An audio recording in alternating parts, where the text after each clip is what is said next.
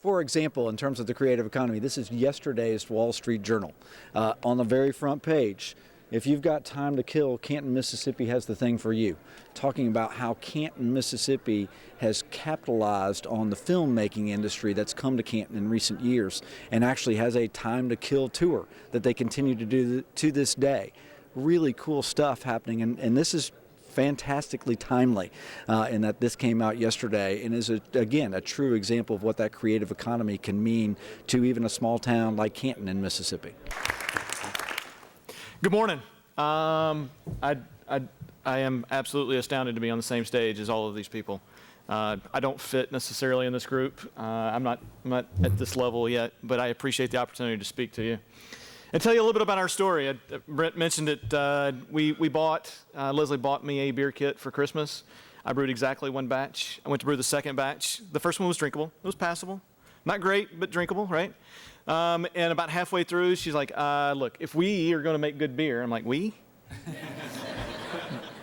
You need to make a wort chiller. That's the only way we're going to be able to do this. And so I was relegated to the basement from then on to build gadgets to support her hobby. And I came home one day, and my office was stacked full. I have a little home office, right, and the little computer in the corner, and I had stainless steel pots stacked up to the ceiling. I had about 500 pounds of grain. Think about that for just a minute. 50-pound sacks, right, stacked up, right, in my home office. And I'm like, what are we doing here? And she said, hey, look, this weekend I need you to build me a brew sculpture. A brew sculpture? What is a brew sculpture? It is a contraption that's 10 feet tall, it's 4 feet wide, and it's about 12 feet long, right, so that she could make good beer. And I was like, how much does that cost? And she says, well, parts, if we bought it, it'd be expensive, but, you need to learn how to weld. And we can save some money, and the next thing you know, we'll be able to make good beer. And I'm like, and I looked it up, and I'm like, this is like $20,000. This is for a weekend hobby, and the legal limit's only 200 gallons a year, right, per household, per person, right? And you go, what are we going to do with all of this? She says, I don't know. You're going to figure that out later. And it's much like entrepreneurship in general, right? You solve one problem at a time. And so we started the path of looking down it and saying, what is it we're going to do? How are we going to get there from here? I said, well, let's take a look. And I started calling people. And, of course, everybody knew in 2000 that brewing beer was illegal. And it took me a long time. I asked a bunch of people. I asked an attorney here in Jackson to research that for me. He said, Mark, I'm not taking your money. That's illegal. I'm like, okay. Do you know anybody else I can talk to? And he pointed me to a judge, and he pointed me to another person. Eventually made it to the head of the ABC here in the state of Mississippi. And he said that would be 6 months in jail, $25,000 fine. And I'm like, I'm not going back to jail. But I said, being an engineer, engineers are very special people, right? We're all about rules. And the rules are crazy things, right? You got speed of light, you got gravity. As engineers, we're used to real rules, right? Rules that you cannot break. And the law is a little different. Right? Lawyers are a very special breed of people, right? They'll make up new words and new definitions, and the rules only apply to this definition. And so I went down the process. The head of the ABC, I said, can you show me where it says that in the law? And the law is a very special thing, right? It does not tell you what you can and cannot do. It simply assigns consequences to certain actions. Everybody obeyed the speed limit judiciously on the way here, right? Right? Don't admit to doing anything bad. Everybody did it, right? So, he said, yeah, give me 30 minutes. I'll send it back to you. 3 hours later, he calls me and says, I can't find it, but it has to be in there. I'm like, that doesn't sound right. But he says, as it turns out, beer in the state of Mississippi is not an alcoholic beverage. Excuse me? Yeah, it's beer, and that's actually regulated by the Mississippi State Tax Commission. You need to call Ronnie Lynch. And so I called Ronnie Lynch, and I said, Ronnie, can I brew beer in the state of Mississippi? I've been told no 1,000 times. And Ronnie says, sure. Okay. Are you sure? He says, yeah, you send me a check for $1,000, you get some fingerprints and a little data done, right? You show me your federal brewer's permit, we got you covered. And I was like, that's it? Ronnie, how come there are no breweries in the state of Mississippi? He says, I don't know. You're the first person to ask. And I go, interesting. And it tells you a lot about entrepreneurship, right? It's much like getting married. You only need one yes.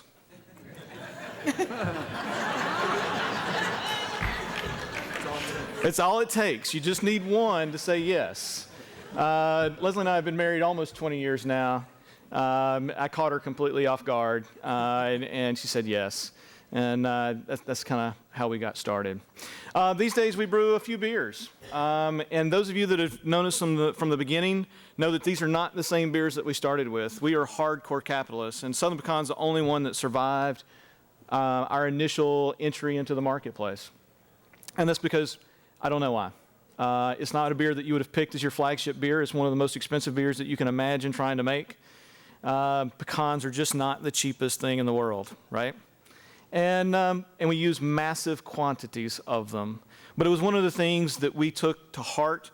Leslie and I have been, we're native Mississippians. We're born and raised.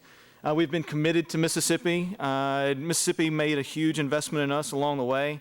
Those of you who are familiar with the Mississippi School for Mathematics and Science, Leslie and I attended that place. And when I went, I was relegated to the remedial math course. Very special place, right? And you can imagine a young kid going to the math and science school, selected from a little school in South Mississippi, and going, I'm in the remedial math course? And they're like, yeah, we think that's probably the best place for you. And before I finished high school there, that was 2 years, right? I completed a semester of differential equations. So that's all the calculuses, that's all the things, right? And a couple of semesters of DE and some special projects along the way, right? It is simply an opportunity. And that's one of the things that Mississippi is actually absolutely known for, right? Is saying, hey, look, we don't care where you're from. We don't care how much money you got. You have an opportunity here. We created Lazy Magnolia in 2005, and it was hard. I've actually been laughed out of a bank, and I don't blame him. He got himself tickled, right? Can you imagine a 29-year-old punk showing up on your doorstep saying, hey, look, I would like 1 million of your hard-earned dollars. I'm going to spend them all building the first brewery in the state of Mississippi, which I know that you know is illegal.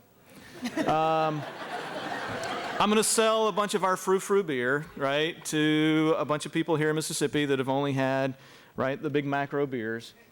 And I will get the very first ever brewing permit ever issued in the state of Mississippi since Prohibition for a packaging brewery.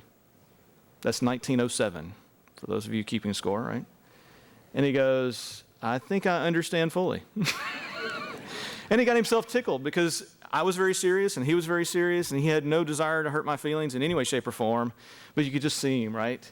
He's smiling and he's just looking at this and he's like, I don't know how to do this. I don't know how to tell this kid no in a very reasonable way. And he smiled and then he covered his mouth and then you could see him shake and he goes, excuse me.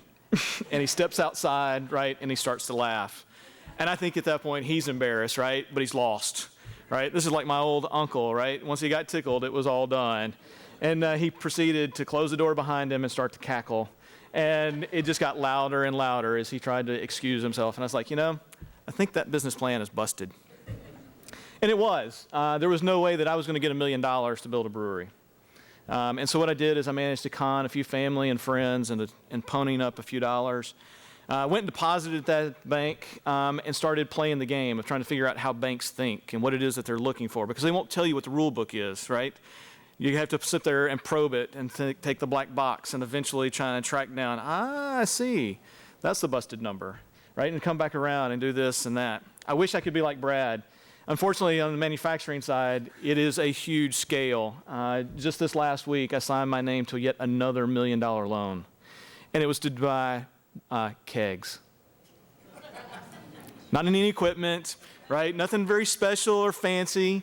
Stainless steel containers that cost $100 each, and we have right at 10,000 of them in our fleet now, spread across 12 states. It's absolutely amazing. I can feel Amy's pain, right? You know, you look at some levels of success and go, I'm not sure that I'm prepared for that, right? and knowing that you're in 12 states, and it's just, wow, right? How is it that this little beer called Southern Pecan somehow has reached enough people at this point that they can now go, hey, look, you know what? We love that beer. We got 20,000 fans on Facebook or something, right? And I don't call them fans, I call them patrons, right? And it's one of the aspects of the creative economy and the internet and all of these things that has fundamentally changed the marketplace. It used to be that patrons, right, you would be Leonardo da Vinci and you'd be set up in a castle someplace, right? And your patron was the lord of the land. And now our patron is you guys.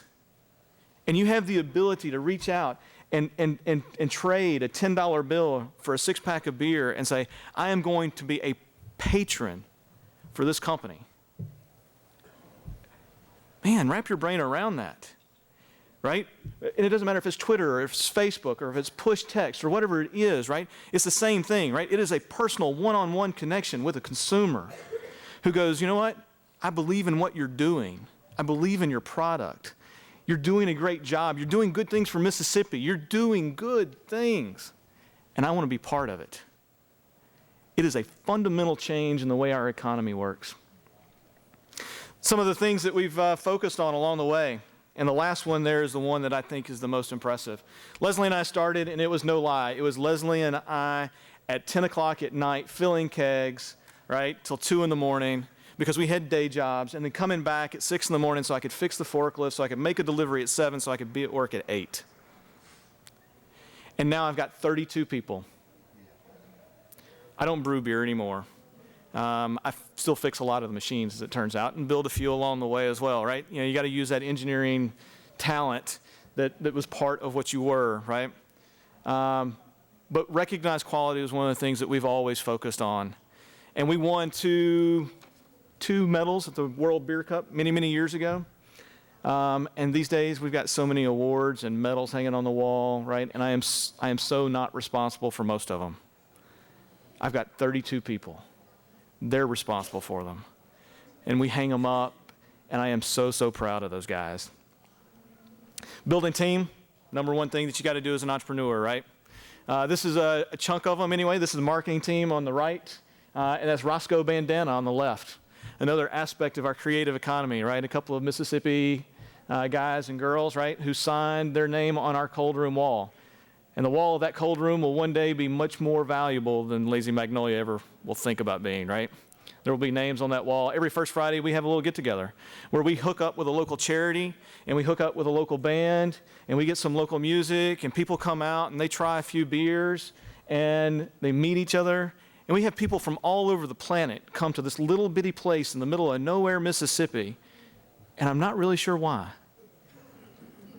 Sure, maybe it's the beer, maybe it's the music, maybe it's the people, maybe it's the friendships, maybe it's the conversation. I don't know, but I love it. It is the cardboard, it's the glass, it's the bottle cap, it's the label, it's the 6-pack, it's the mother carton, it's the stretch wrap. 49% is the beer that's in the bottle. Am I really in the beer business? Wow. I cried that night. Don't think less of me. It was just a couple tears, very small. I sobbed, actually, right? To find out that you're actually not in the beer business, right? What business are you in? And that's one of the things about entrepreneurship, and you hear this story over and over and over again, right? People say, I'm not in the business that I thought I was in, right? Are you in the cosmetics business, or are you in the business of making people feel good about themselves, right? Am I in the beer business, or am I in the romance business? And you go, what is that romance, right? What does that mean? When people try a craft beer for the very first time, it is almost always a special occasion. It's a wedding, it's a birthday, celebration for something that got them out of their comfort zone, right? And they tried something new. And for the rest of their lives, when they try that beer, they remember that event. I'm just a little bitty boy from the nowhere, Mississippi, right? And I now touch people all over the planet. We sold 5 million beers last year. That's 5 million experiences that people get to relive. That wedding, that special occasion, a child graduating, whatever it was, right? And I'm part of that. There on the screen is our ribbon cutting. and then just a patron shot, right, of two people, right, going, hey, look, when we tried it, we were out riding bikes in a new place in the middle of nowhere. Local ingredients. One of my big things, and I push on this a lot, is that the Mississippi bashing has to stop, right? And I poke people about it. It's like, and you see it in a million ways, right? People just fundamentally, they go, I'm not so sure about this, right? Is Mississippi really prepared for this? Are we in the right place at the right time? Do you have really the right product? Do you have the skills and the capability? Do you have the people, right? There's all these excuses. And you go, yes, we have all of it. Mississippi's #1 export has been its people. Kind of like Ireland, right? We have some of the best, the brightest, the best writers on the planet come from Mississippi. That is hands down. So we have the local ingredients, right? Are they typical beer ingredients? No. Do they make good beer? I'll let you guys be the judge of that. But we focus very, very hard on keeping it local, right? Supporting other local businesses, reaching out and to an exclusion saying, can we find someone in Mississippi who will do this for us first? If we can, then that's where we go. If we can't, we'll have to move on, right? And then I encourage people every day to say, hey, look, you know what? I need cardboard. If you want to get in the cardboard business, I will buy cardboard from you. Diversity, passion. Passion, man, that's a double-edged sword. I've got some great stories. I don't know that I have the time. So we'll move on. Now, with the law change, we've got 8 breweries in the state of Mississippi. We started a Brewers Guild. Back in the old days, as in like a year ago, you go into a big box retail store, and you would find maybe we were lucky enough to have one hole right in the cooler, right? One little location where we could sell beer.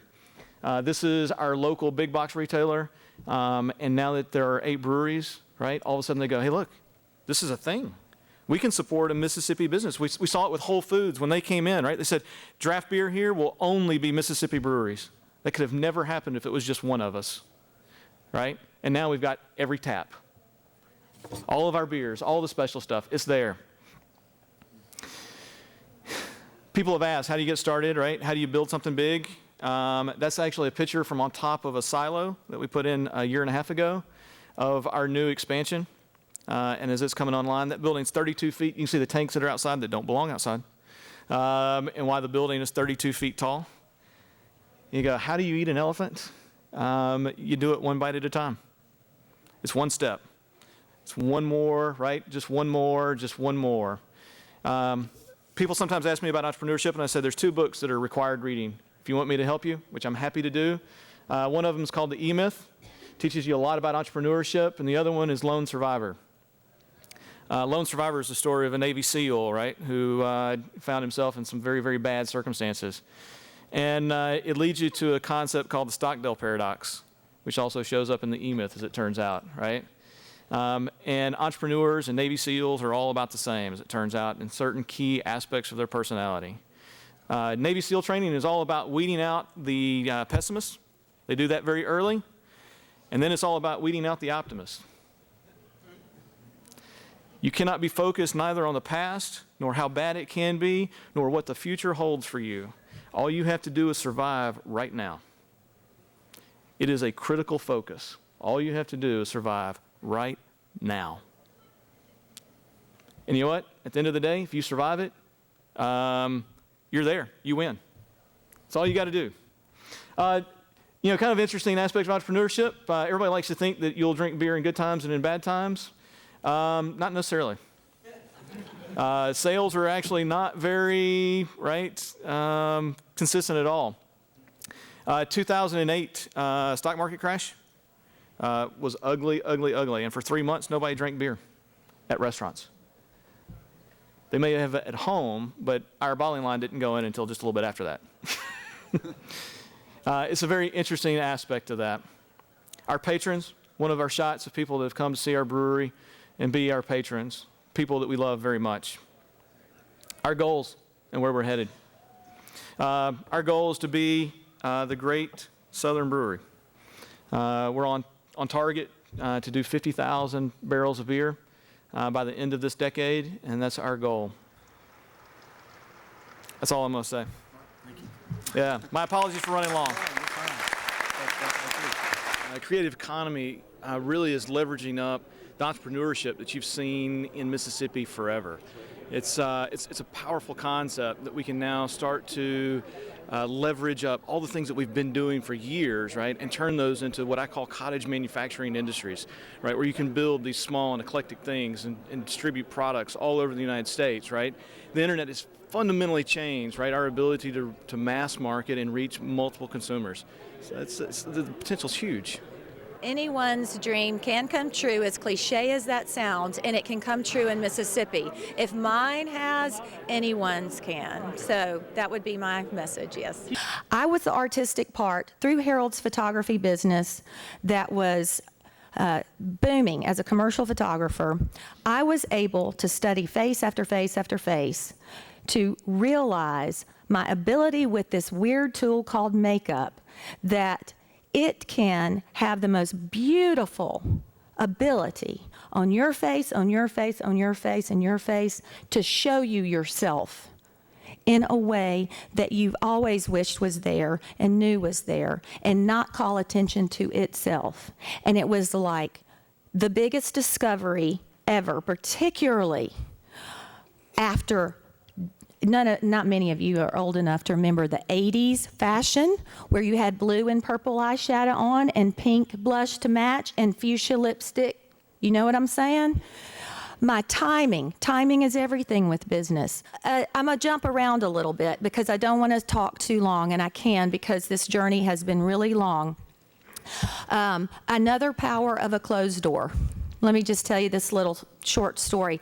Guess what? We had the chance with Saks Fifth Avenue. Woo! When Saks Inc. was here before they were in Birmingham, our very first employee's husband was kind of high up with Saks. And that, so it's through a relationship we got to talk to him. Well, ended up being they were kind of interested in me. I could be photographed well. They kind of liked the Southern aspect. They liked the idea of an exclusive deal. They saw some opportunity there. So they were willing to listen. So it's been a year working on finding out their numbers. We knew their numbers. We knew the kinds of margins that they were accustomed to. We knew we could beat that. I worked with a fixture designer for Saks. So we were designing a fixture, a boutique within the department stores. Harold and I traveled the country to look at their flagship stores and see what would be kind of beautiful and different. And okay, so blah, blah, blah, blah. Had sessions and conversations along the way for a year. We ended up having on our laptop, or meaning just right there, ready to present to them this whole Amy Head Cosmetics concept that would be state-of-the-art, really different in all their flagship stores. You can just imagine. I don't know how you are, but I'm one fat paradox.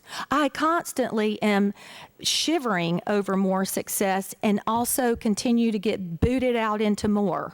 I'm on both sides of the fence. Now that's just how my personality is set up.